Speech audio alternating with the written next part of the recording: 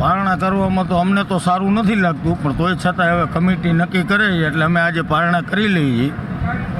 પણ હવે જે કમિટી નક્કી કરે પણ અમારી દ્રષ્ટિએ તો એવું લાગે છે કે આ સરકાર જે જાડી ચામડીવાળી છે એને તો નેપાળવાળી કરી અને રોડ ઉપર દોડાવી અને જબા ફાડવાની અમારી તૈયારી છે. જો અમારી કમિટી કહેશે તો અમારે જબા ફાડવા સુધીની તૈયારી રાખવાની છે. સત્યાગ્રહ દળની વાત છે જે પાર્ટ 3માં શું હશે? પાર્ટ 3માં જબા ફાડવાનું. કોના જબા પાડશો? શા માટે પાડશો? કોના જબા પાડશો? શા માટે? અરે રાજકારણીઓના જે આજ સુધી 20 દિવસ થઈ ગયા નથી કોઈ પણ જાતનું કાંઈ અમને એનું રિએક્શન આપ્યું કે અમે તમારા ખેડૂતોની સાથે છીએ, અમે ખેડૂતોને ન્યાય દેવડાવશું, અમે તમારી સાથે ગાંધીનગર આવી આ તે કોઈ જાતનું કાંઈ કરવું નથી અને ખોટા મત લેવા ટાણે મત લઈ ગયા છે. અમારા ચૂંટેલા પ્રતિનિધિ છે, અમારી યારે અત્યારે ન ઊભા રહીએ અને રાજીનામા દઈએ તો એના જવાબ પાટે કાં રાજીનામા દઈએ. પણ માંગ પૂરી નથી છતાં પણ પારણા કરો છો. હવે માંગ પૂરી નથી થઈ પણ આ તો મહાત્મા ગાંધીના જે રેકોર્ડ છે 21 દિવસના એનું અપમાન ન થાય એના માટે અમારે પારણા કરવા પડે છે. હવે 21 દિવસ ઉપર કરીએ તો મહાત્મા ગાંધીનું અપમાન થાય, આપણે એવું નથી કરવાનું એટલે અમે પારણા કરી લઈએ. મારું નામ હિરેન અઘારા. આંદોલનની શરૂઆત એવી રીતે થઈ કે અદાણી કંપની ધરાહાર પરાણે કામ કરવા આવી એટલે ખેડૂતોની ઈચ્છા વગર કામ કરવા આવી એટલે આંદોલનની શરૂઆત થઈ.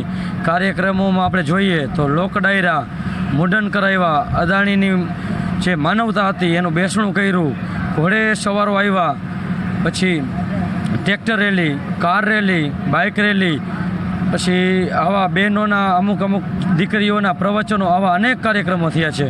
કેવા સમર્થન મળ્યા અને કયા જિલ્લાઓમાંથી અને રાજ્યોમાંથી મળ્યા? સમર્થનની જો વાત કરીએ ને તો બહુ જ મોટું સમર્થન મળ્યું છે.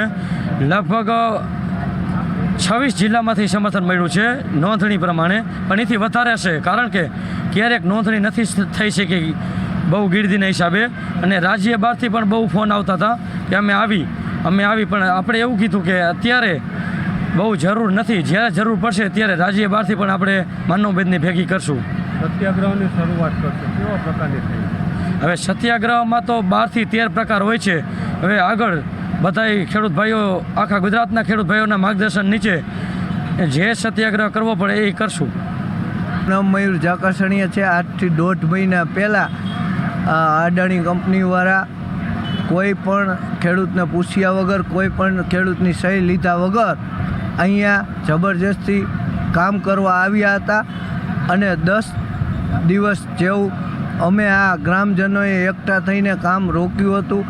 પછી વીજ કંપનીવાળા અમને ધોખો દઈને બીજા એક ખેડૂતના ખેતરમાં જઈને જબરજસ્તી કામ શરૂ કરી દીધું હતું.